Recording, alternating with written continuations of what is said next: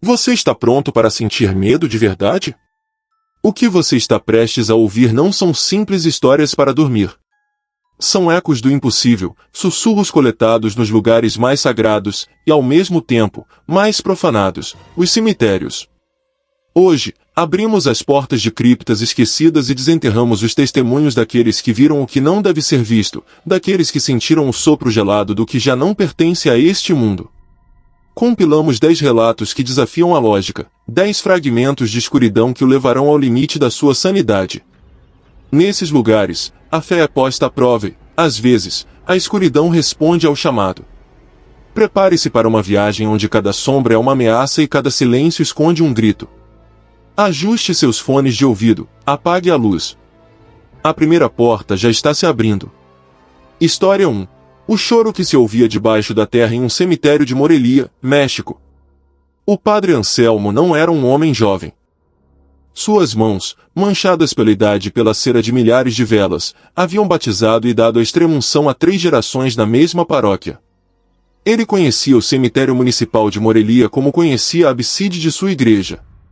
Havia caminhado entre aqueles túmulos sob o sol escaldante de maio e durante as noites geladas de dezembro. Conhecia o som do vento se infiltrando entre os ciprestes e o render da pedra rosa ao assentar. Mas o que começou a ouvir naquela chuvosa semana de outubro, aquilo não era deste mundo. Tudo começou com o enterro dos irmãos Alarcón. 2 crianças pequenas, de 5 e 7 anos, vítimas de um vazamento de gás em sua casa humilde. A tragédia abalou o bairro. O funeral foi um evento comovente, uma pequena multidão afogada em choro sob uma chuva torrencial que parecia querer inundar as covas recém-cavadas. Os 2 pequenos caixões brancos foram baixados na mesma sepultura, um lote familiar modesto. A terra úmida e avermelhada cobriu a madeira barata, e o coveiro, um homem chamado Ramiro, selou a tumba com uma pesada lápide de concreto provisória, apenas com os nomes arranhados no cimento fresco. Naquela noite, a chuva não parou. O padre Anselmo ficou até tarde na sacristia, revisando os livros paroquiais. O cemitério ficava bem ao lado da igreja, separados apenas por um muro baixo de pedra. Perto da meia-noite, enquanto fechava a pesada porta de carvalho, ele ouviu pela primeira vez um gemido. Agudo, fraco, quase imperceptível sob o som constante da chuva. Anselmo parou. Aguçou o ouvido. Parecia um gato ou um animal pequeno preso. Compassivo, pegou seu guarda-chuva e uma lanterna, e saiu para o Campo Santo. A luz da lanterna cortava a escuridão, iluminando as cruzes molhadas e as flores murchas. Seguiu o som, que parecia vir da seção nova, onde haviam enterrado as crianças Alarcón. Quando se aproximou da tumba, o som parou. Estranho, murmurou. Inspecionou a área. Não havia animais, apenas o cheiro de terra molhada e de cravos de defunto podres de túmulos próximos. Balançou a cabeça, atribuindo isso ao vento ou aos seus ouvidos cansados, e voltou para a casa paroquial. A segunda noite foi pior. A chuva havia diminuído, dando lugar a uma névoa densa e fria que se agarrava ao chão. O cemitério parecia um mar de algodão cinza.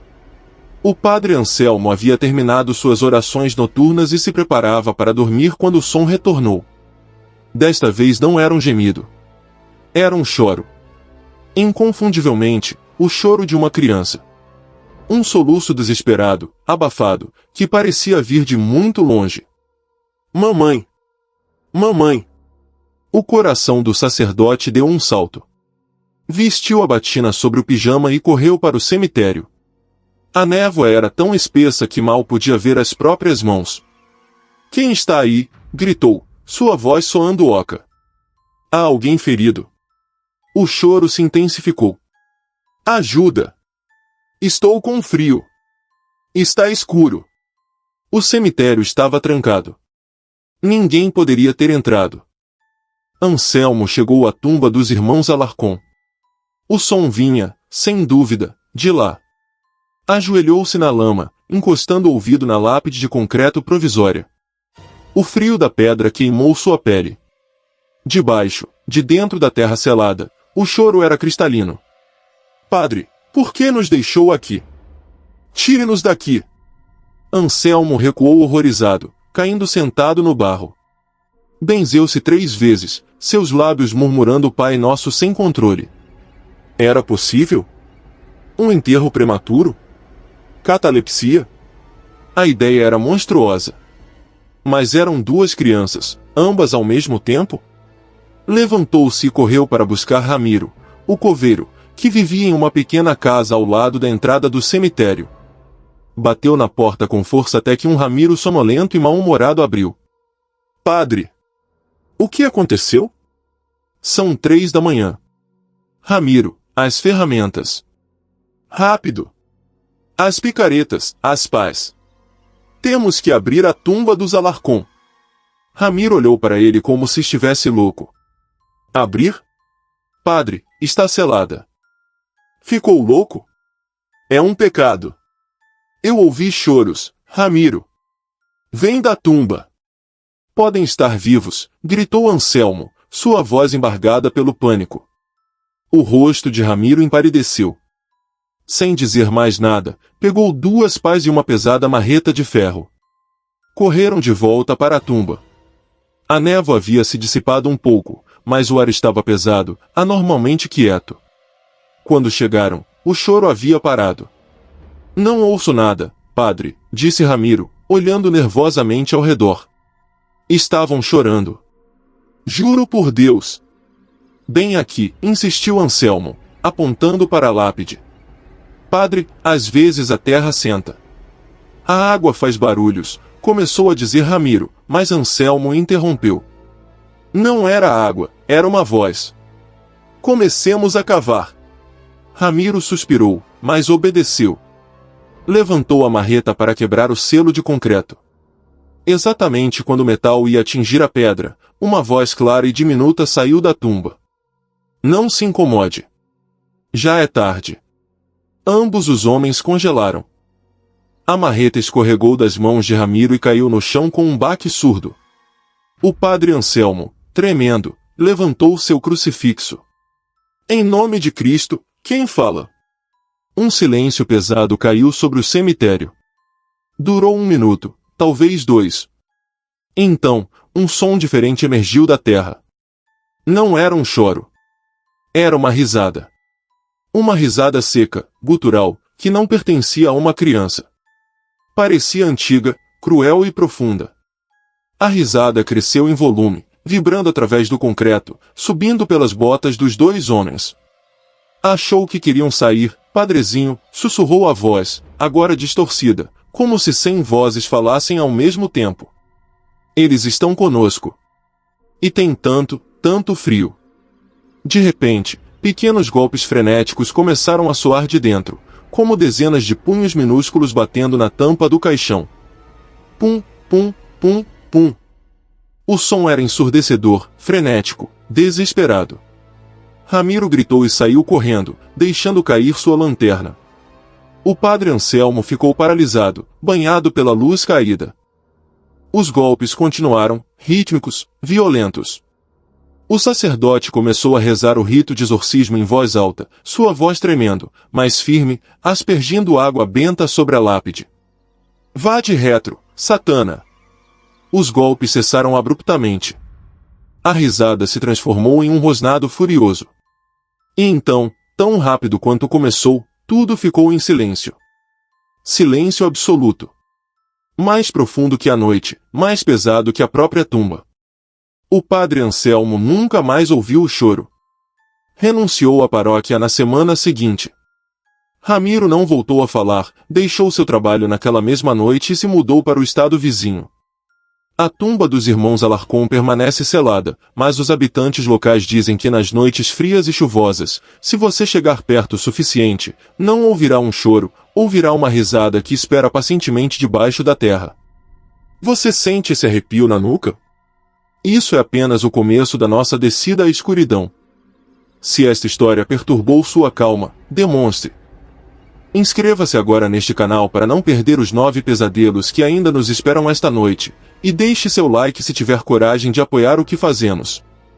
Acredite, você não vai querer estar sozinho quando a próxima história chegar. História 2. A sombra que se ajoelhava em frente a uma cruz antiga em Sevilha, Espanha.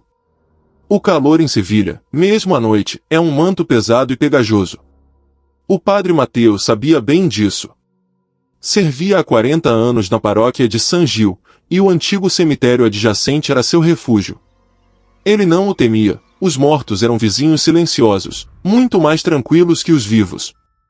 Sua rotina noturna, antes de se retirar, era dar um último passeio pelos caminhos de ciprestes, rezando o rosário, o aroma do jasmim e da dama da noite misturando-se com o cheiro frio do mármore. O cemitério era antigo, com seções que datavam do século XVII. Havia uma área em particular, a mais velha, que quase ninguém visitava. Era dominada por uma enorme cruz de ferro forjado, enferrujada por séculos de chuva e sol, que marcava a vala comum de uma epidemia esquecida. A seus pés, havia uma única lápide legível, a de um fidalgo menor chamado Dom Rodrigo de Guzmán, morto em 1680. Ninguém em Sevilha se lembrava dos Guzmán. Foi numa noite de lua cheia de agosto que Mateu a viu pela primeira vez. Ele estava terminando seu último mistério, seus dedos passando pela conta de madeira, quando um movimento na periferia de sua visão chamou sua atenção. Ali, na seção antiga, havia uma figura. Estava escuro sob as árvores, mas a lua perfilava uma silhueta. Parecia uma pessoa, completamente imóvel, ajoelhada em frente à lápide de Dom Rodrigo. O padre Mateu franziu o senho. O cemitério fechava às 7. Um enlutado atrasado? Um vândalo? Com licença, chamou Mateu com voz firme, mas amável. O Campo Santo está fechado. Deve se retirar. A figura não se moveu. Continuava ajoelhada, com a cabeça inclinada, numa postura de profunda oração ou de absoluto desespero. Mateu se aproximou com cautela. À medida que avançava, o ar parecia esfriar, um alívio momentâneo do calor sufocante. Mas este frio era diferente. Era um frio seco, que arrepiava a pele. Eu lhe disse que deve ir embora, começou de novo, agora a apenas 10 metros de distância. Foi então que a lua saiu plenamente de trás de uma nuvem. A luz banhou a cena. Não era uma pessoa. Era uma sombra. Mateu parou abruptamente. Não era a sombra de algo. Não havia árvore, nem estátua, nem pessoa que a projetasse. Era uma mancha de escuridão absoluta, com a forma definida de um homem alto e magro, ajoelhado sobre a pedra. Era opaca, mais negra que a própria noite, como se alguém tivesse recortado aquela figura do tecido da realidade. O sacerdote sentiu o rosário escorregar de seus dedos suados. Murmurou uma oração. A sombra permaneceu imóvel. Um engano dos meus olhos cansados, pensou. Piscou com força. A sombra continuava ali. Com uma coragem que não sentia, deu mais um passo. A sombra não reagiu. Ficou ali, rezando para um túmulo que estava há 300 anos sem receber uma flor incapaz de processar. O padre Mateu recuou lentamente, sem nunca lhe dar as costas, e se trancou na casa paroquial, o coração batendo nas costelas. Na noite seguinte, ele voltou. Não podia evitar. Uma parte dele precisava provar que tinha sido uma alucinação, um efeito do calor e da fadiga. Chegou à mesma hora. A lua estava ligeiramente minguante. Olhou para a seção antiga. Estava lá. A mesma silhueta. A mesma postura. Ajoelhado em frente à cruz de ferro. Desta vez, Mateu não se aproximou tanto. Ficou no caminho principal, observando. O que ela rezava? Por que ali? Decidiu investigar. No dia seguinte, passou horas nos arquivos empoeirados da paróquia. Procurou por Dom Rodrigo de Guzmán. O que encontrou foi escasso, um fidalgo conhecido por sua crueldade, um homem que morreu sozinho, sem confissão, após cair de seu cavalo. Boatos diziam que ele havia assassinado o próprio irmão pela herança. A cruz de ferro, descobriu Mateu, não era pela epidemia, mas havia sido erguida pelo bispo da época para conter a impiedade daquele canto do cemitério. Naquela noite, a terceira noite, Mateu retornou armado com sua estola e um frasco de água benta. A sombra estava lá, como um ator pontual em uma peça macabra. Em nome de Deus, disse Mateu, sua voz ressoando no silêncio. Se és uma alma penada, fala. O que buscas? A sombra não falou. Mas lentamente, muito lentamente, começou a se mover. Não se levantou. Inclinou a cabeça para trás, como se olhasse para o céu, embora não tivesse rosto. Mateus sentiu uma onda de frio tão intensa que lhe cortou a respiração. Você se arrepende de seus pecados? Perguntou o sacerdote, avançando um passo. A sombra baixou a cabeça novamente e então fez algo que gelou o sangue de Mateus. Levantou uma mão, uma extensão de pura escuridão, e a pousou sobre a lápide de Dom Rodrigo. Não a tocou. A sombra da mão pareceu afundar na pedra. Um som baixo, como o de uma pedra de moinho girando, surgiu do chão. Basta, gritou Mateus, e atirou a água benta. O líquido sagrado atingiu a silhueta. Não houve um silvo, nem vapor. No instante em que as gotas tocaram a escuridão, a sombra colapsou sobre si mesma, como se fosse um buraco se fechando, e desapareceu. Mateus ficou ofegante, o cheiro de ozônio e terra removida enchendo o ar. Aproximou-se da lápide, tremendo. Onde a sombra estivera ajoelhada, o mármore não estava frio pela noite, estava gelado, coberto por uma fina camada de geada negra que queimava ao toque. E onde a mão de sombra havia tocado a pedra, havia 5 marcas, como arranhões profundos, que não estavam ali no dia anterior. O padre Mateus selou aquela seção do cemitério. Ninguém mais entrou ali. Mas ele, da janela de seu quarto, continua olhando todas as noites. A sombra não reza mais. Às vezes, ele a vê de pé, olhando para a cruz, outras vezes, a vê caminhar lentamente entre os túmulos, como se procurasse uma saída. Mas sempre, antes do amanhecer, ela retorna à lápide de Dom Rodrigo, se ajoelha, e espera. O silêncio de um túmulo nem sempre significa paz. Às vezes, é apenas uma pausa. Há almas que não podem descansar, e há sombras que não querem esquecer. Se esta história fez você olhar 2 vezes para a escuridão do seu próprio quarto, inscreva-se agora mesmo. O terror não espera. E deixe um like se você acha que o padre Mateus deveria ter deixado a sombra em paz. Avancemos, a noite ainda é uma criança. História 3. O caixão que começou a se mover durante uma oração no Arizona, Estados Unidos. O deserto do Arizona não perdoa. O sol cai como um martelo sobre a terra rachada, e no pequeno cemitério da missão de San Xavier, o calor era mais um personagem no funeral de Silas Croft. O padre Elias secou o suor da testa com a manga de sua batina. Era um homem pragmático, acostumado à dura realidade do deserto. Os enterros ali eram rápidos, solenes e silenciosos. Havia apenas 5 pessoas presentes para se despedir de Silas, sua sobrinha, 2 trabalhadores do rancho e os 2 coveiros do condado. Silas tinha sido um eremita, um homem que viveu sozinho nas colinas e de quem se dizia traficar artefatos indígenas roubados. Sua morte foi tão solitária quanto sua vida, um ataque cardíaco em sua cabana, descoberto uma semana depois. O caixão era uma caixa simples de pinho. Estava colocado sobre o buraco recém-cavado, sustentado por correias de lona grossa presas a um guincho metálico. O silêncio era absoluto, quebrado apenas pelo zumbido de alguma cigarra distante e pela voz monótona do padre Elias recitando o rito funerário. Das cinzas às cinzas, do pó ao pó, recitava, sua voz soando estranhamente fina no ar aberto. Fez o sinal da cruz sobre o caixão. Nós te confiamos, Silas, à misericórdia de Deus. Foi então que ocorreu o primeiro som. Um golpe. Toque. Foi surdo, seco, inconfundível. Veio de dentro do caixão. O padre Elias parou no meio da frase. Os 2 coveiros se entreolharam, seus rostos curtidos empalidecendo sob o bronzeado. A sobrinha abafou um grito. O que foi isso? Sussurrou um dos rancheiros. Elias levantou uma mão, pedindo calma. O corpo assenta, disse, embora seu coração tivesse começado a bater forte. É o calor, expansão de gases. É natural. Tentou soar convincente, mas a dúvida já havia se instalado. Tentou continuar. Que os anjos te levem ao paraíso. Toque. Toque.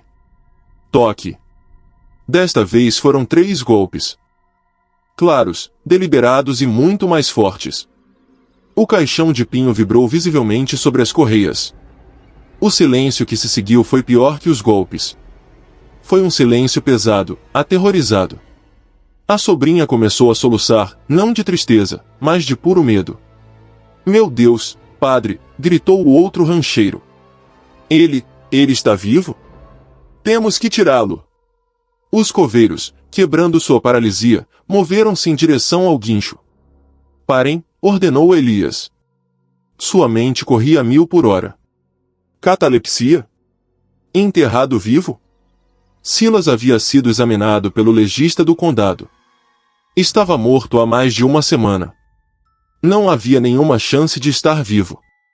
"É uma armadilha", sussurrou Elias, mais para si mesmo do que para os outros. "O que disse, padre?" perguntou o coveiro-chefe, com a mão na alavanca. O rito deve ser terminado", disse Elias, seu pragmatismo substituído por um medo súbito e primordial. "Seja o que for que esteja aí dentro, não é Silas Croft." "Mas está batendo", gritou a sobrinha. "Bã! Bã! Bã! Bã!" Os golpes se tornaram frenéticos, violentos. O caixão não apenas vibrava, ele se sacudia. Saltava sobre as correias de lona, que gemiam sob a tensão. Era como se um animal selvagem estivesse preso lá dentro, lançando-se contra a tampa de madeira. "Está tentando sair", gritou o rancheiro, recuando. "Não", disse Elias, seus olhos fixos no caixão que se sacudia. Agarrou seu crucifixo de prata, a superfície já quente pelo sol do Arizona. "Não está tentando sair. Está tentando nos impedir." Elias entendeu. Silas havia vivido uma vida de profanação, roubando o sagrado da terra. A terra agora o reivindicava, mas o rito cristão o estava protegendo, ou talvez, enfurecendo o que já havia se agarrado a ele. "Baixem o caixão!" "Agora!" gritou Elias, mudando de ideia. "Mas, padre, obedeçam! Terminem o enterro!" O coveiro-chefe, com o rosto desfigurado pelo terror, soltou o freio do guincho. Com um rangido metálico, as correias começaram a se desenrolar, baixando o caixão que se convulsionava para a escuridão da cova. Os golpes se tornaram ensurdecedores. Soavam menos como punhos e mais como cascos ou pedras batendo na madeira. Craque! Uma das tábuas de pinho da tampa se partiu. Uma lasca saiu voando. A sobrinha gritou e correu para o carro. "Rápido!" insistiu Elias. O caixão atingiu o fundo da cova com um baque surdo e oco. As sacudidas continuaram, fazendo com que a terra das bordas desmoronasse para dentro. "As pás!" gritou Elias aos rancheiros. Pegou seu aspersório e borrifou água benta no buraco. No instante em que a água tocou a madeira quebrada, um som desumano emergiu da cova.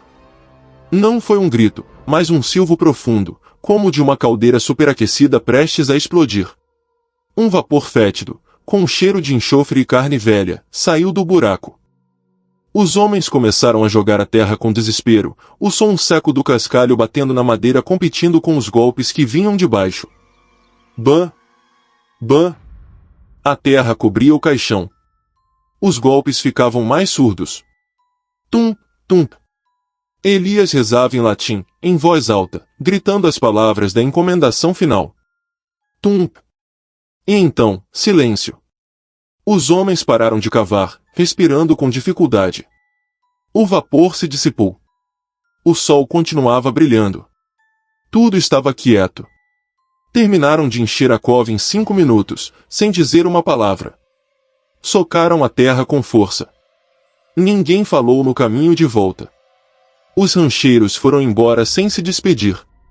Os coveiros pegaram suas coisas e foram embora. O padre Elias ficou sozinho ao lado da tumba fresca, um monte de terra avermelhada sob o sol branco. Ficou ali até o entardecer. Não houve mais sons.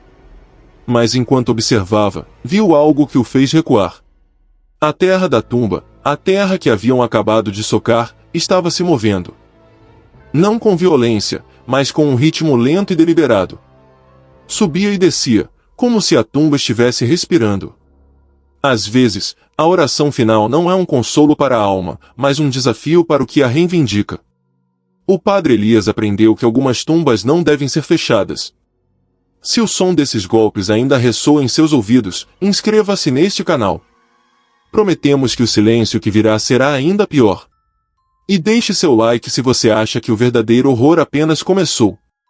Não se mova, a escuridão se aprofunda.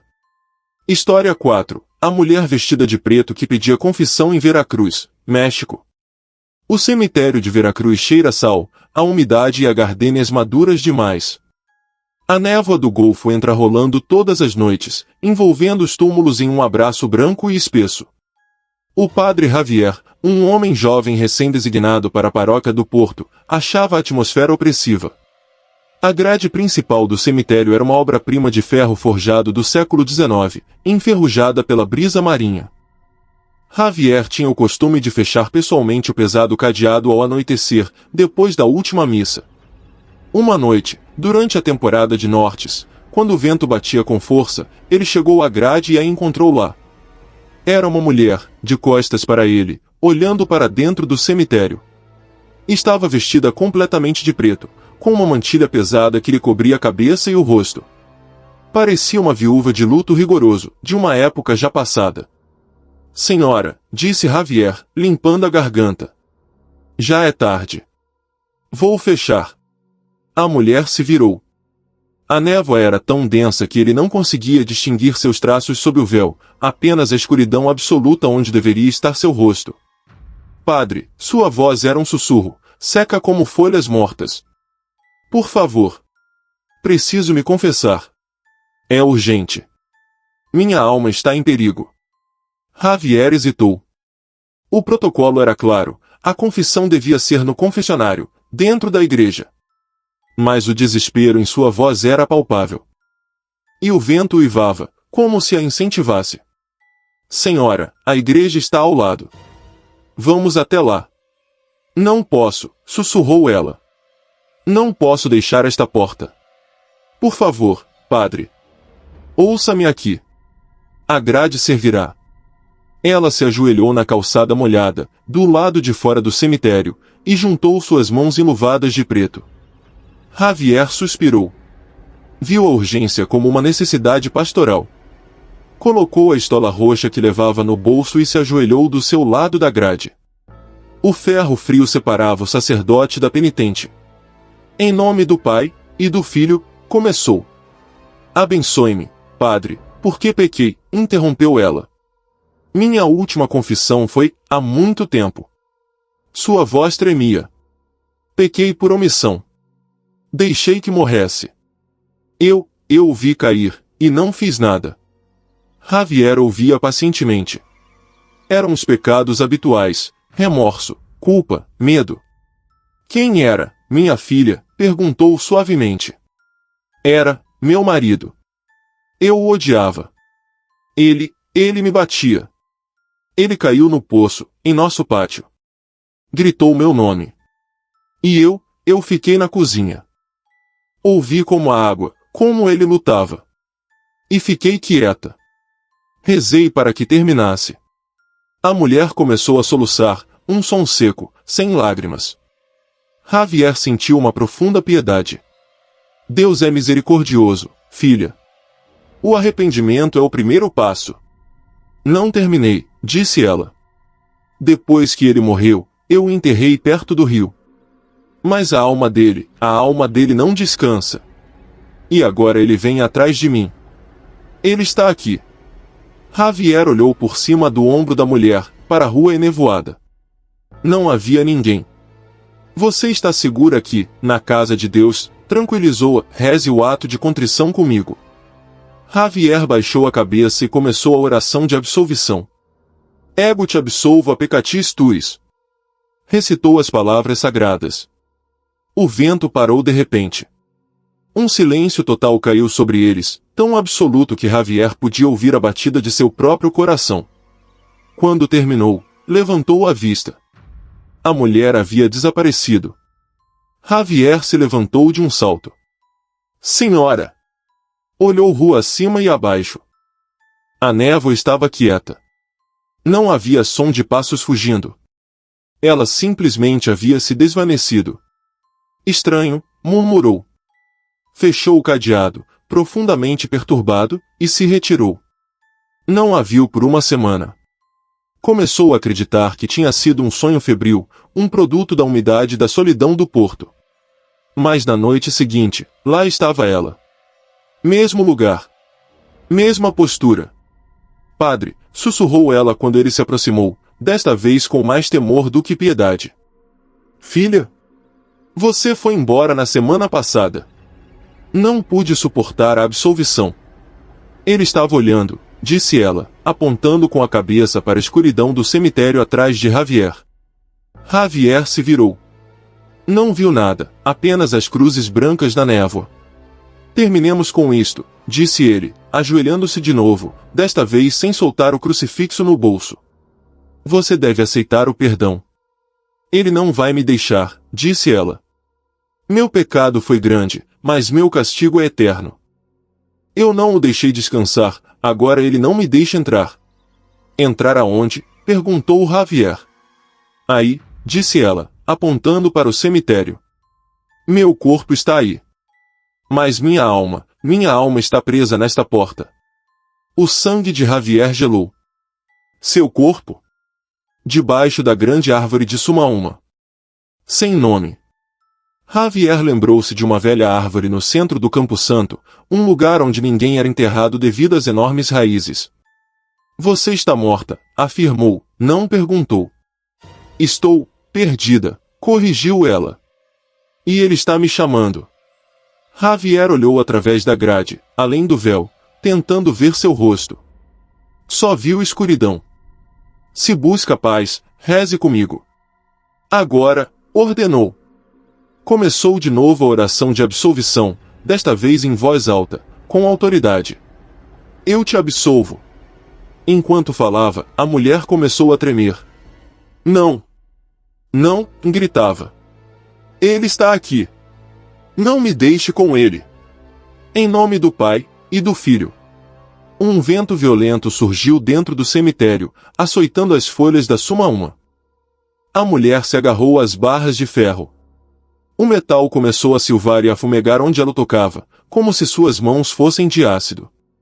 E do Espírito Santo, concluiu Javier, fazendo o sinal da cruz. No instante em que a oração terminou, a mulher lançou um grito dilacerante. Não foi um grito de alívio, mas de agonia. Sua forma pareceu se dissolver, como tinta na água, absorvida pela névoa. O cheiro de ozônio e pântano podre encheu o ar. Javier ficou ali, ofegante, agarrado à grade agora gelada. No dia seguinte, foi até a Sumauma. Escavou um pouco na base, entre as raízes. Encontrou um velho medalhão de prata oxidado e um fragmento de osso. Javier nunca mais viu a mulher. Mas às vezes, nas noites de norte, quando passa pela grade principal, ele pode ouvir um sussurro no vento. Às vezes é a voz de uma mulher pedindo piedade. Outras noites, é a risada gutural de um homem, que parece desfrutar de uma companhia eterna. O arrependimento pode ser uma porta para o céu, mas para alguns, a confissão apenas confirma que já estão no inferno. Se esta história fez você se questionar sobre quais pecados o esperam na escuridão, inscreva-se em nosso canal. Aqui, todas as confissões são ouvidas. E deixe seu like para que possamos continuar abrindo as portas que outros preferem manter fechadas. História 5. O sino que tocava sozinho às 3 horas da manhã em Salamanca, Espanha. Salamanca é uma cidade de pedra dourada e sabedoria antiga. Mas nos arredores, no vilarejo abandonado de Oxate, agora parte da província de Salamanca, a sabedoria dá lugar a um silêncio sepulcral. Ali se ergue a torre de uma igreja em ruínas, um campanário que não tem sino há mais de um século. Ou assim todos acreditavam. O padre Inácio foi enviado a um mosteiro próximo para um retiro espiritual. Era um homem de fé lógica, um estudioso de Tomás de Aquino que acreditava que Deus operava através da razão. As histórias de fantasmas pareciam-lhe superstições de mentes fracas. O mosteiro era austero e silencioso, perfeito para a contemplação. Mas em sua primeira noite, algo perturbou seu sono. Clang! Um som metálico, solitário e profundo. Inácio sentou-se em sua cama. Olhou para o relógio. Eram 3 horas da manhã em ponto. O som tinha sido claro, o de um sino de igreja. Mas o mosteiro não tinha sino, usavam uma matraca de madeira para chamar a oração. Clang! Outra vez. O som era distante, mais pesado. Parecia vir do vale, das ruínas de Oxate. Inácio debruçou-se na janela. A noite estava clara, iluminada por uma lua quase cheia. Ao longe, podia ver a silhueta denteada do campanário abandonado. Clang! O som reverberou e depois morreu. O silêncio que se seguiu foi absoluto. Na manhã seguinte, no café da manhã, perguntou aos monges. Ah, sim. O sino do diabo, disse o abade, um homem idoso, sem levantar os olhos de sua tigela de aveia. Toca todas as noites às 3. Ninguém sabe por quê. Mas como, insistiu Inácio. Eu fui às ruínas. Não há sino. A viga está podre, nem sequer suportaria o peso de um. A razão nem sempre explica os caminhos de Deus, nem os do adversário, Padre Inácio, disse o abade, e deu o assunto por encerrado. Inácio, no entanto, não estava satisfeito. Era um desafio à sua lógica. Naquela tarde, caminhou até as ruínas de Oxate. O lugar era desolador. O teto da igreja havia desmoronado, deixando as estrelas como abóbada. Subiu com dificuldade pelos degraus desmoronados do campanário. Exatamente como havia dito, não havia sino. A viga de madeira de onde deveria pender estava quebrada e carbonizada. O chão estava coberto de excrementos de pássaros e escombros. Não havia nada que pudesse fazer aquele som. Vento, disse a si mesmo. O vento assobiando através da pedra, criando uma acústica estranha.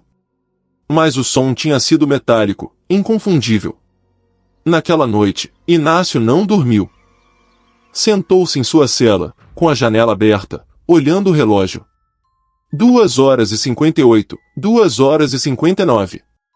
3 horas da manhã. Clang! O som golpeou seu peito. Era tão claro como se estivesse ao seu lado. Clang! Inácio pegou sua lanterna e seu casaco. Saiu do mosteiro e correu em direção às ruínas. Tinha que ver o que era. Se fosse alguém fazendo uma brincadeira, ele descobriria. Correu pelo caminho rochoso, a luz de sua lanterna saltando nas árvores. O som continuava, em intervalos regulares. Clang! Clang! Chegou às ruínas sem fôlego. O som era ensurdecedor agora, vibrava em seus ossos. Olhou para o campanário. Não havia ninguém. Clang! O som vinha diretamente da torre vazia, mas não havia sino. Era como se o próprio som fosse uma entidade física, golpeando o ar onde o sino deveria ter estado. Quem está aí? Gritou Inácio, sua voz tremendo. O som parou. Inácio apontou sua lanterna para a abertura do campanário. E viu algo. Não era um sino. Eram 2 pontos de luz vermelha, brilhantes como brasas acesas, que o olhavam da escuridão da torre. Inácio congelou. O cheiro de enxofre, fraco a princípio, tornou-se mais forte. Um rosnado baixo, como de um cachorro enorme, retombou da torre. Os 2 pontos vermelhos desceram lentamente, como se descessem por uma escada invisível. Inácio levantou seu crucifixo. Pare, em nome de Cristo! As luzes vermelhas pararam. Piscaram. E então, uma voz que não era uma voz que pareceu se formar dentro da própria cabeça de Inácio, falou. Cristo? Ele não vem aqui, sacerdote. Esta é a minha torre. Esta é a minha hora. Clang! O som explodiu junto ao seu ouvido, tão forte que o derrubou. Ele caiu de costas sobre as lápides quebradas do antigo pátio da igreja. A lanterna se apagou. Ficou na escuridão total, paralisado pelo terror, enquanto o som do sino fantasma batia repetidamente, contando as horas da madrugada. Não soube quanto tempo passou. Quando o primeiro raio de sol cinzento tocou o horizonte, o som cessou. Inácio se levantou, tremendo, coberto de terra e orvalho. Correu de volta para o mosteiro, pegou suas coisas e foi embora de Salamanca naquele mesmo dia. Abandonou seus estudos de Aquino e dedicou o resto de sua vida a estudar demonologia e ritos de exorcismo. Nunca encontrou uma explicação lógica para o que viu, ou para o som do sino enferrujado que, segundo os locais, não existe, mas que continua tocando todas as noites às 3, chamando sua congregação do abismo. Às 3 horas da manhã é conhecida como a hora morta, um momento em que o véu entre os mundos é mais fino. Alguns dizem que é a hora perfeita para rezar. Outros, que é a hora perfeita para escutar. Se essa história fez você olhar para o seu relógio com temor, inscreva-se. Temos muitas mais horas mortas para compartilhar com você. E deixe seu like se você acha que o Padre Inácio deveria ter ficado na cama. O próximo som que você ouvir pode ser o de seus próprios passos. História 6. Os passos que seguiam o padre dentro do cemitério de Dallas, Estados Unidos. O Calvary Hill Cemetery em Dallas é vasto. Um oceano de lápides de granito e grama perfeitamente cuidada. O padre Thomas era o capelão residente, um homem amável e metódico que encontrava paz na quietude do lugar. Seu trabalho consistia em oficiar os enterros, e mais frequentemente, simplesmente caminhar, rezando pelas almas dos que ali jaziam. Seus passeios favoritos eram ao entardecer, quando o brutal sol do Texas se rendia e o ar esfriava. Os únicos sons eram seus próprios passos sobre o cascalho das trilhas e o sussurro do vento nos carvalhos. Mas numa tarde de terça-feira, esse silêncio foi quebrado. Enquanto caminhava pela seção dos veteranos, ouviu algo atrás dele. Crunch. Um passo sobre o cascalho. Thomas parou. Olhou para trás. A trilha estava vazia, estendendo-se por uns 200 metros até a capela principal. Não havia ninguém. Olá, chamou. Apenas o vento respondeu. Deu de ombros. Um servo, provavelmente. O cemitério estava cheio deles. Continuou caminhando. Crunch. Crunch. Parou de novo. Os sons pararam imediatamente depois que ele o fez.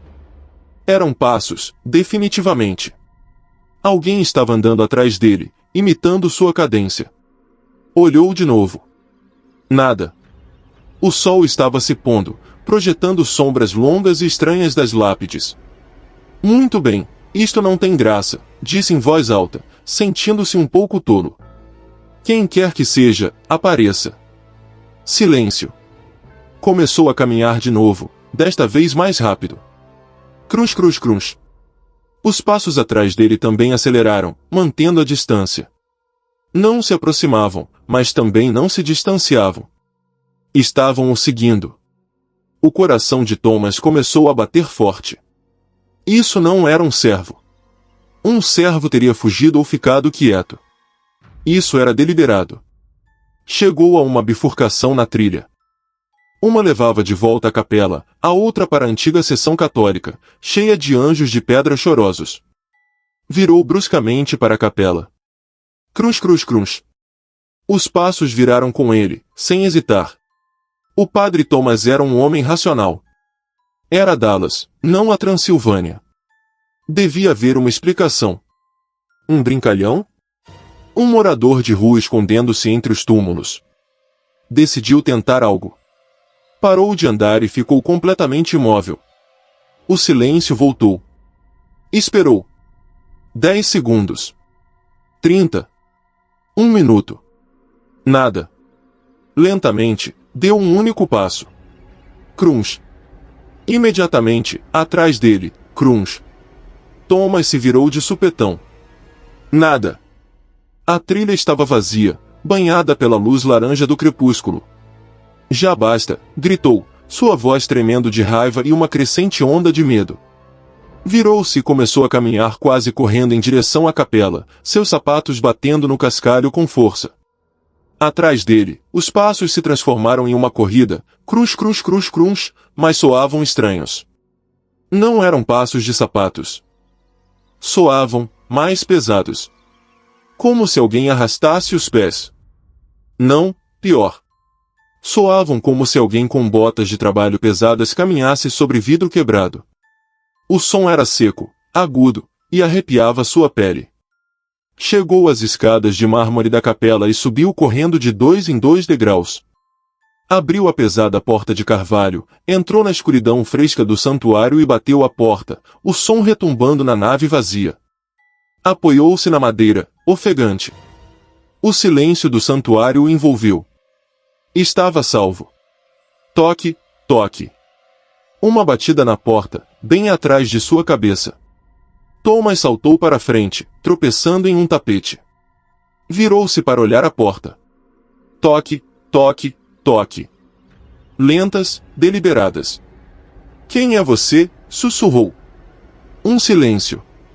Então, um som de arranhões na madeira. Um scrarrash longo e lento, como se uma unha ou uma pedra afiada fosse arrastada pelo carvalho. Thomas recuou até o altar, agarrando o pesado crucifixo de latão. Este é um lugar sagrado. Você não pode entrar. Os arranhões pararam. Houve um longo silêncio. Thomas prendeu a respiração. Então, o som mudou. Não estava mais na porta. Crunch, cruz. Vinha do corredor lateral. Dentro da capela. Thomas olhou para a escuridão perto da sacristia. Crunch, cruz. Não havia cascalho ali, apenas lajotas de pedra. Mas o som era o mesmo. Como se a coisa tivesse trazido seu próprio chão com ela. Não, não, você está na minha cabeça, murmurou Thomas, recuando. Crunch, cruz. Estava se aproximando, da escuridão do corredor. Thomas não podia ver nada, mas o som era claro, metódico. E o cheiro, um cheiro de terra úmida e metal enferrujado, como sangue velho. Thomas levantou o crucifixo. Eu te ordeno em nome de Jesus Cristo que se mostre. Os passos pararam. Estavam a apenas alguns metros, na escuridão do transepto. Um silêncio tão profundo que doía. Thomas podia ouvir o zumbido da eletricidade no órgão. E então, bem atrás de sua orelha esquerda, tão perto que sentiu um hálito frio e úmido em seu pescoço, um sussurro que soou como cascalho sendo esmagado. Mas, padre, e se eu nunca fui embora? Thomas gritou. Virou-se, brandindo o crucifixo para o ar vazio. Não havia ninguém. Ele fugiu da capela e não parou até chegar ao seu quarto na reitoria, onde se trancou. No dia seguinte, pediu transferência. Foi embora de Dallas naquela semana. Os novos capelães do Calvary Hill não fazem mais passeios ao entardecer. E os guardas de segurança noturnos relatam frequentemente 2 sons no cemitério, os de suas próprias botas patrulhando, e o cruzo ocasional de alguém que caminha logo atrás deles, sempre fora do alcance de suas lanternas. O medo mais profundo não é o que você vê, mas o que te segue e você não pode ver. É um medo que te acompanha até em casa. Se agora você está ouvindo os sons da sua própria casa com mais atenção, inscreva-se. Garantimos que há coisas piores do que passos no corredor. E deixe seu like se você vai deixar uma luz acesa esta noite. A próxima história pode ser sobre o que acontece quando essa luz se apaga. História 7. A lápide que mudava de nome em Puebla, México. O panteão francês de Puebla é um lugar de beleza melancólica. Construído no século XIX, seus mausoléus ornamentados e estátuas de anjos de mármore de Carrara lhe dão um ar de nobreza esquecida. O padre Miguel era o guardião de seus registros, um historiador amador mais do que um sacerdote de paróquia. Seu trabalho era tedioso, catalogar os túmulos antigos, muitos dos quais estavam danificados pelo tempo e pelo afundamento do solo. Havia uma seção em particular que o fascinava, a da família de La Vega, uma família proeminente que havia se extinguido no início do século XX. Numa manhã de terça-feira, ele estava verificando uma lápide de granito negro, simples, mas elegante. Pertencia a Dona Inés de La Vega Y Costilla. De 1880 a 1901. Amada filha e irmã. Miguel anotou os dados, limpou as folhas secas da superfície e continuou seu trabalho. Na quinta-feira daquela mesma semana, um pequeno tremor sacudiu Puebla. Nada sério, mas Miguel decidiu percorrer o panteão para garantir que nenhuma estrutura antiga tivesse sofrido danos. Voltou à seção dos de La Vega. Tudo parecia em ordem. Ele parou em frente à lápide de granito negro para se certificar de que não havia inclinado. E então, franziu o senho. A lápide não dizia Inés. Claramente, gravado na mesma tipografia elegante, agora se lia, Dona Elvira de La Vega Y Costilla. De 1882 a 1901. Amada filha e irmã. Miguel piscou. Pegou seu caderno. Não, isso não pode ser. Eu li Inés. Olhou ao redor. Era esta a tumba correta? Sim, estava ao lado do grande anjo de asa quebrada. Era a mesma. Devo estar ficando louco, murmurou. Talvez tenha lido errado da primeira vez. Elvira. Certo. Corrigiu seu registro, sentindo-se envergonhado de seu descuido. Mas a correção o incomodava. Tinha certeza de ter lido de Inés. O fim de semana passou. Na segunda-feira, voltou ao panteão com uma equipe de limpeza para tratar o mofo em algumas criptas. Passou novamente pela tumba de granito negro. Parou e leu a inscrição pela terceira vez. Dona Leonor de La Vega Y Costilla. De 1879 a 1901. Amada filha e irmã. Miguel deixou seu balde cair. A água com sabão derramou sobre seus sapatos. Não. Impossível. Ajoelhou-se, tocando as letras. Eram profundas, esculpidas na pedra. Não era pintura, não era uma ilusão. O granito era sólido e frio.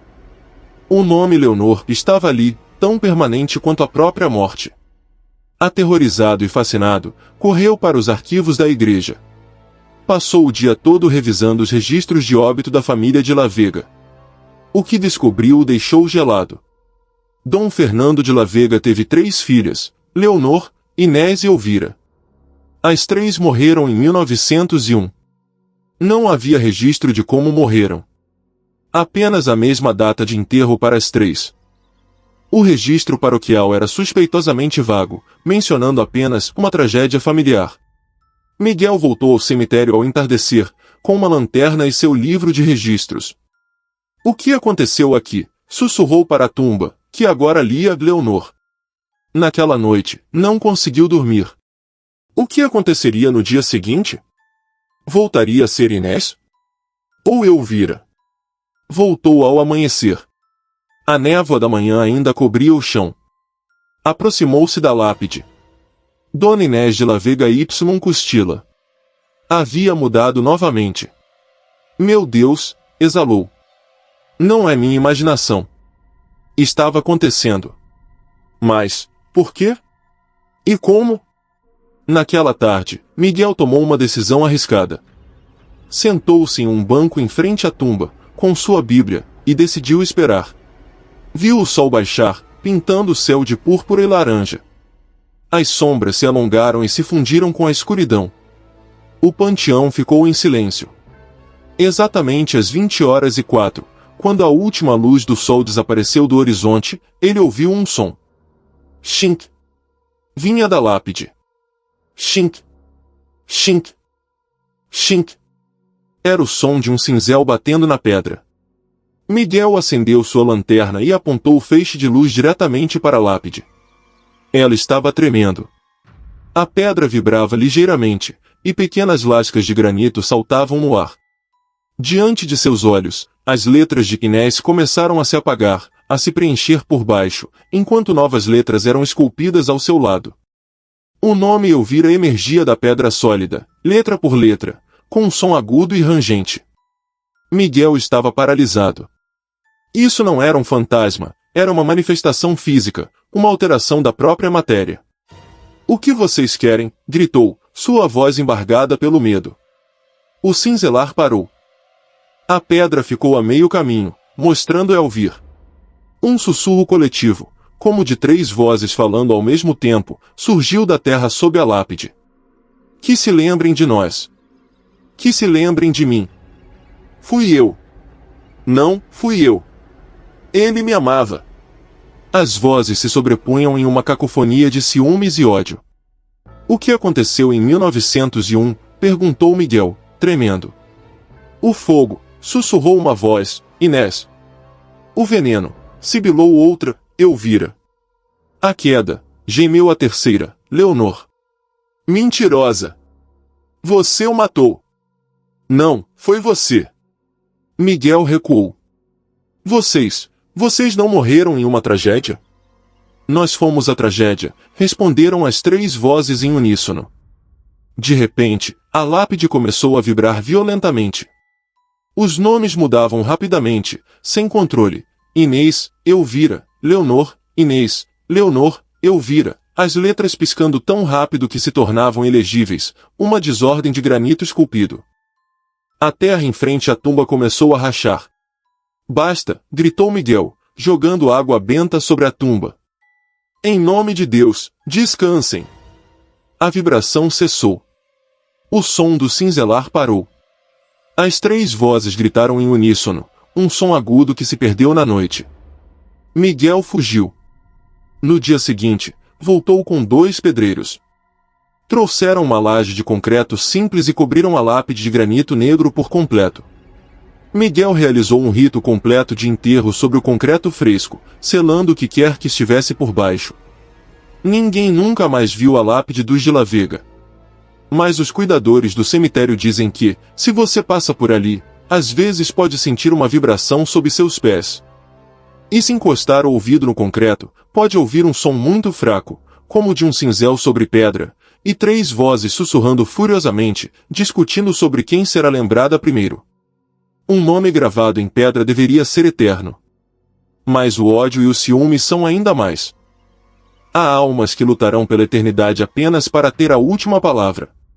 Se esta história fez você se perguntar que segredos estão enterrados logo abaixo da superfície, inscreva-se. Continuaremos cavando.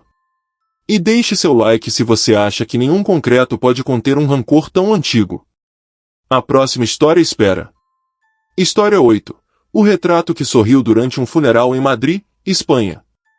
O cemitério de La Almudena em Madrid é uma cidade em si mesma, uma metrópole de mármore e silêncio que abriga mais almas do que a cidade viva. O padre Álvaro estava oficiando um funeral em um dia cinzento e ventoso de novembro. O funeral era para Dona Carmen de Rivera, a matriarca de uma família rica, uma mulher conhecida em vida por sua formidável riqueza e seu caráter de aço. A família havia erguido um pequeno, mais luxuoso, panteão. Sobre a porta de bronze, haviam colocado um retrato de Dona Carmen em um nicho selado, uma fotografia em preto e branco de sua juventude, com ar severo e orgulhoso. O clima era tenso. A família estava ali mais por obrigação do que por dor. Podia-se sentir o alívio mal disfarçado pela morte da matriarca. O padre Álvaro, alheio aos dramas familiares, começou o responso. O vento arrancava as folhas das árvores e fazia sua voz parecer fraca. Demos graças a Deus pela vida de nossa irmã Carmen, começou, levantando os olhos para os enlutados. Ao fazê-lo, seu olhar pousou no retrato sobre o panteão. Por um segundo, pareceu-lhe que o canto dos lábios de Dona Carmen, tão severos na foto, se curvava ligeiramente para cima. Ele piscou. Um truque de luz, pensou. O vidro que cobria a foto devia estar distorcendo a imagem. Continuou com a leitura do Evangelho. Eu sou a ressurreição e a vida, quem crê em mim, ainda que esteja morto, viverá. Levantou os olhos novamente. O sorriso era mais amplo. Já não era uma ilusão. A boca da mulher na fotografia havia se curvado inconfundivelmente em um sorriso satisfeito, quase zombeteiro. O padre Álvaro sentiu um suor frio na nuca, apesar do vento gelado. Ele parou. O silêncio se fez notar. Padre? Está tudo bem? Perguntou o filho mais velho da falecida, com impaciência. Sim, sim, um momento, gaguejou Álvaro. Olhou para os enlutados.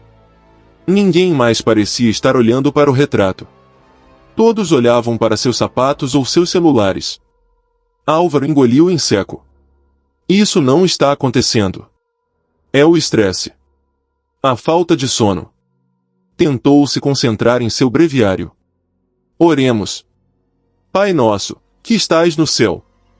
Começou a recitar a oração e, a cada palavra, sentia que os olhos da fotografia o perfuravam. Não se atrevia a olhar.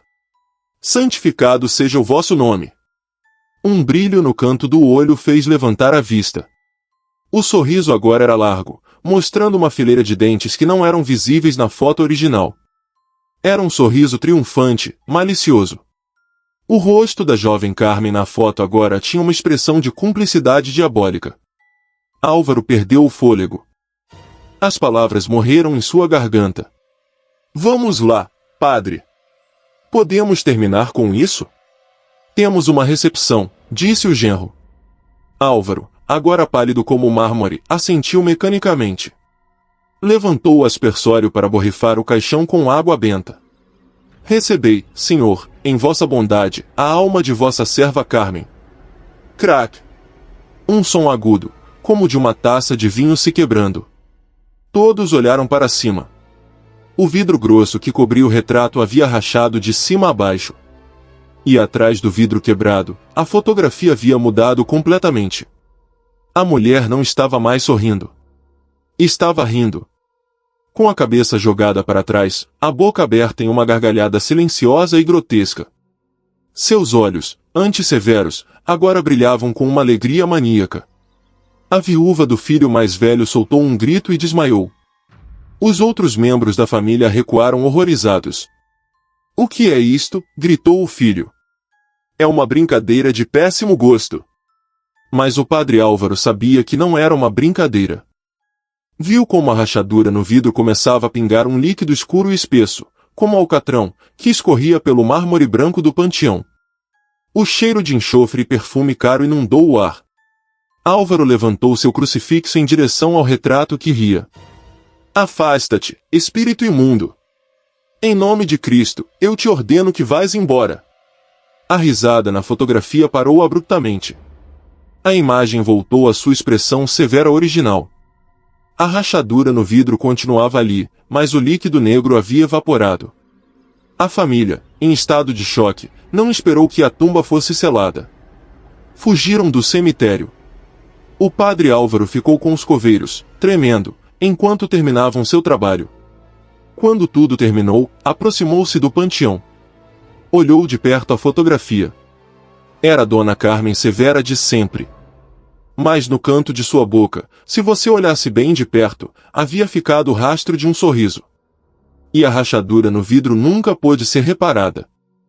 Cada vez que a substituíam, ela voltava a aparecer exatamente no mesmo lugar, como uma cicatriz permanente no rosto da morte. Dizem que os olhos são a janela da alma. Às vezes, as fotografias também são. E algumas almas ficam encantadas em demonstrar que a morte não é o fim, mas o começo de sua diversão. Se essa história fez você se sentir observado, inscreva-se. Neste canal, os retratos sempre retribuem o olhar.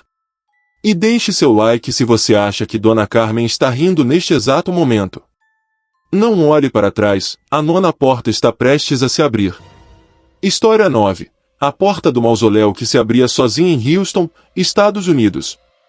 O cemitério Glenwood em Houston é lindo, um projeto paisagístico do século XIX cheio de carvalhos cobertos de musgo espanhol. Mas também abriga alguns dos mausoléus mais imponentes do Texas. O maior pertencia aos Vanderur, uma família de magnatas do petróleo cuja linhagem se extinguiu na década de 1970. Seu mausoléu era uma fortaleza de granito cinza, com duas portas maciças de bronze sólido que pesavam, cada uma, mais de 1 tonelada. Estavam seladas. Não com um cadeado, mas soldadas pelo lado de fora por ordem do último herdeiro, que queria que a cripta da família nunca fosse perturbada. Por 40 anos, não foi. O padre Shen, o capelão do hospital próximo, costumava caminhar pelo cemitério para arejar a mente. Era um homem de ciência e fé, um jesuíta que havia estudado física antes de assumir os hábitos. Uma manhã, ao passar pelo mausoléu Vanderur, notou algo que fez seu sangue gelar, mesmo no calor úmido de Houston. A porta direita de bronze estava aberta. Não forçada. Não quebrada. Estava entreaberta uns 20 centímetros, o suficiente para criar uma faixa de escuridão impenetrável no interior. Shen chamou imediatamente a administração do cemitério. Estavam perplexos. As soldas estavam quebradas, mas não cortadas. Pareciam ter se partido de forma limpa, como se o metal tivesse se tornado quebradiço. Pensando que era obra de vândalos incrivelmente fortes, contrataram uma equipe de soldadores. Selaram a porta novamente. Aplicaram novas e grossas soldas de latão. Na manhã seguinte, a porta estava aberta de novo. Mesma posição. 20 centímetros. As novas soldas estavam quebradas, espalhadas pelos degraus de granito como dentes de metal. A administração, agora assustada, chamou a polícia. Os detetives não encontraram nada.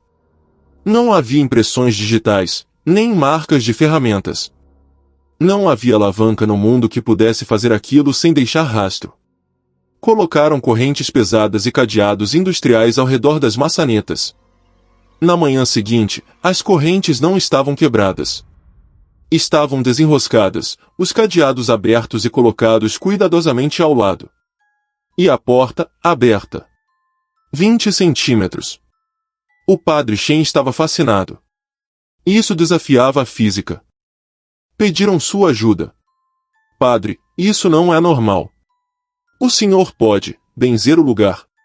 Shen, cético, mas intrigado, aceitou. Foi naquela tarde, ao entardecer, com o livro de rituais. Enquanto rezava em frente às portas abertas, sentiu duas coisas, um frio intenso que emanava da escuridão interior e um cheiro. Um cheiro de ozônio e poeira de séculos. Terminou o rito, borrifou água benta na abertura. A água sibilou ao tocar o limiar. Naquela noite, instalaram câmeras de segurança com sensores de movimento, apontando diretamente para as portas. No dia seguinte, o administrador do cemitério ligou para Shen, sua voz era um sussurro aterrorizado. Padre, o senhor tem que ver isso. Shen foi para a sala de segurança. Viram a gravação. A imagem era clara, as portas fechadas e acorrentadas. A hora marcava 19h12, o momento exato do pôr do sol. Às 19h13, a câmera encheu-se de estática. Apenas um segundo. Às 19h14, a imagem retornou. As correntes estavam no chão. A porta estava aberta. 20 centímetros. Falha no equipamento, disse Shen, embora não acreditasse. Olhe de novo, padre, disse o guarda. Olhe o contador de tempo. Shen olhou. O relógio marcava 19h13. Depois 19h13 minutos e 1 segundo. Então a estática. Quando a imagem voltou, o relógio marcava 19h13 minutos e 3 segundos. O que aconteceu com o segundo 19h13 minutos e 2 segundos? Perguntou Shen. Sumiu. Desapareceu da gravação. E olhe isto. O guarda colocou a gravação infravermelha da noite. Durante horas, a porta aberta permaneceu imóvel. Mas a câmera térmica mostrava algo. O interior do mausoléu deveria estar à temperatura ambiente, ou mais quente, retendo o calor do dia. Em vez disso, estava em azul profundo. Abaixo de zero. O frio saía da abertura como névoa, embora não fosse visível a olho nu. Naquela noite, o padre Shen decidiu enfrentar. Levou uma cadeira dobrável, sua estola e uma garrafa térmica de café. Sentou-se a 30 metros do mausoléu, pouco antes do pôr do sol. Os guardas de segurança ficaram em seu veículo, a uma distância segura. As portas estavam recém-soldadas pela terceira vez. O sol mergulhou no horizonte. Os grilos começaram a cantar. 19h12. Shen observava, prendendo a respiração. Não houve som. Não houve um estrondo de metal. Simplesmente, se abriu. Com um movimento lento, silencioso e impossível, a pesada porta de bronze deslizou para fora. As soldas se partiram como se fossem de biscoito, caindo no chão sem fazer barulho. A porta parou. Exatamente a 20 centímetros. A escuridão no interior era total, antinatural. Parecia absorver a luz do crepúsculo. O frio atingiu Shen, fazendo seu café fumegar na garrafa térmica. Shen se levantou, seu coração batendo forte contra sua fé e sua razão. "O que você quer?" perguntou, sua voz soando pequena. Silêncio. "Quem é você?" Silêncio. Shen deu um passo em direção ao túmulo. Depois outro. O cheiro de ozônio era avassalador. Ele parou em frente à abertura. Olhou para a escuridão. Não podia ver nada, nem sarcófagos, nem paredes. Era um vazio. "A alma dos Vanderor descansa em Deus", disse, levantando sua cruz. Uma voz respondeu da escuridão. Não era uma voz, mas a sensação de palavras se formando em sua mente, frias e pesadas. "Eles descansam. Mas a porta não é para eles." Shen franziu o senho. "Para quem é?" "É para você." O sacerdote sentiu uma força invisível puxando. Não de sua roupa, mas de seu centro, como um ímã puxando sua alma. A escuridão o estava convidando a entrar. "Não!" gritou, fincando os pés. "Estamos tão sozinhos", sussurrou a voz. "E a casa é tão grande. Apenas 20 centímetros. É a única coisa que você precisa para se juntar a nós. Entre." Shen sentiu sua vontade desaparecer. O vazio parecia quente de repente, acolhedor. Um alívio do calor de Houston e do peso da vida. Deu um passo em direção ao limiar. Naquele momento, o crucifixo de prata que usava no pescoço deslizou para fora de sua camisa e bateu no limiar de granito. Houve um clarão de luz azul, um som como de um trovão seco, e uma força invisível o jogou para trás. Ele caiu violentamente no chão, a 10 metros de distância. As portas de bronze se fecharam com um estrondo que sacudiu o chão. O som do metal retumbou por todo o cemitério. Os guardas correram até ele. Shen estava vivo, mas tremendo incontrolavelmente. O crucifixo em seu peito estava preto e deformado, derretido por um calor impossível. Nunca mais soldaram a porta. Simplesmente construíram um muro de tijolos na frente dela. Mas o padre Shen sabe a verdade. Não estava se abrindo para deixar algo sair. Estava se abrindo para deixar alguém entrar. Algumas portas nunca devem ser fechadas. E outras, nunca devem ser abertas. Mas as piores são as que se abrem sozinhas e te convidam a entrar. Se você sente a atração desse vazio, inscreva-se neste canal. Temos muitas mais portas para lhe mostrar. E deixe seu like enquanto você ainda está do lado dos vivos. Resta-nos mais uma história. O último selo está prestes a ser rompido. História 10. O menino que deixava flores frescas em São Luís Potosí, México. O cemitério de El Salcito em São Luís Potosí é um labirinto de túmulos desgastados pelo tempo e pelo sol implacável do deserto. O padre Gabriel, um idoso sacerdote franciscano, havia passado toda a sua vida cuidando da pequena igreja do cemitério. Conhecia cada lápide, cada nome esquecido. Havia uma tumba em particular, na seção mais antiga e pobre, que sempre lhe causará tristeza. Era uma pequena laje de pedra, pouco maior que uma caixa de sapatos, marcada apenas com a palavra Anjinho e a data 1894. Era a tumba de uma criança, esquecida por mais de um século. Uma manhã de junho, enquanto fazia sua ronda matinal, algo o deteve. Sobre a tumba do Anjinho, havia um pequeno buquê de cravos de defunto, cempasúchil, frescos. Gabriel se surpreendeu. Eram flores vibrantes, de um laranja intenso, claramente recém-cortadas. O orvalho da manhã ainda brilhava em suas pétalas. Olhou ao redor. O cemitério estava vazio. Quem teria feito isso? Um descendente perdido? Um gesto amável de outro visitante? O sacerdote sorriu. O gesto anônimo comoveu seu coração. No dia seguinte, ele voltou. O buquê de ontem havia murchado rapidamente sob o sol, como era de se esperar. Mas ao lado dele, havia um novo buquê de buganvílias roxas, igualmente frescas. Isso continuou por uma semana. Todas as manhãs, um novo buquê.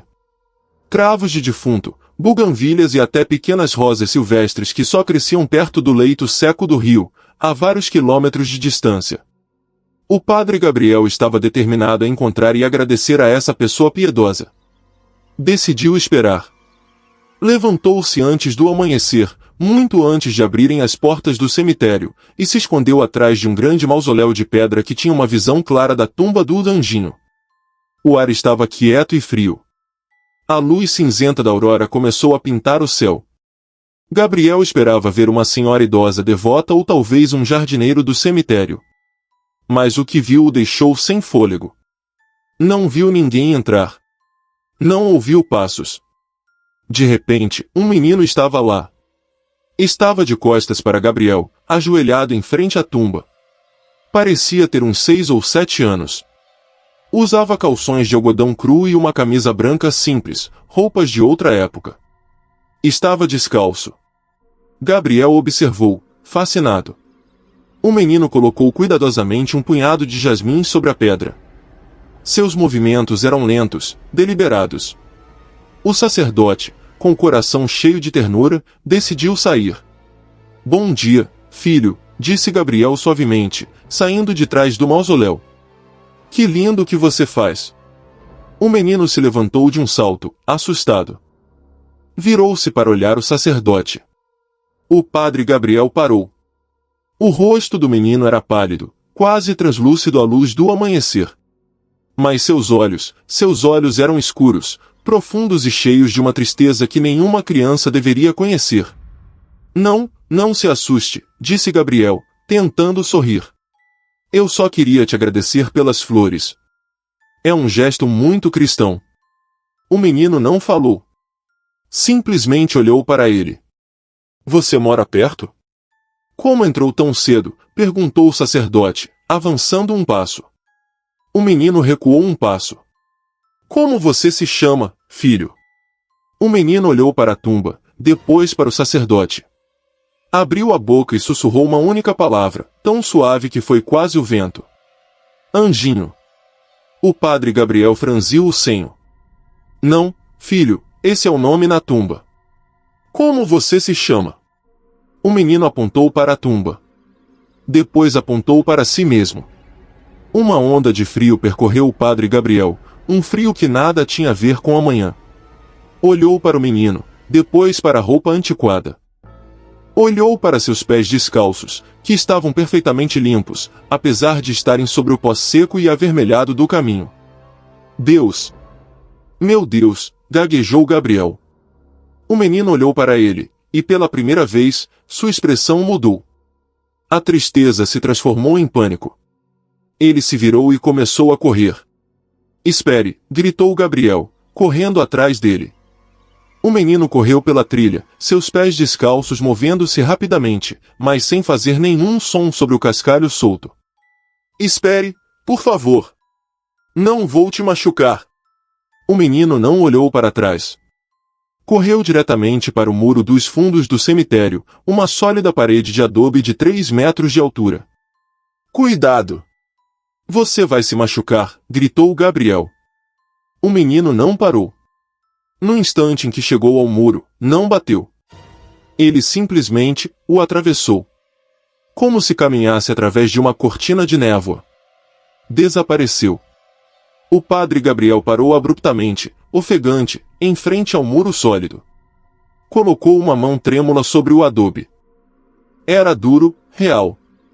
Lentamente, virou-se e olhou para o chão. A poeira estava imóvel.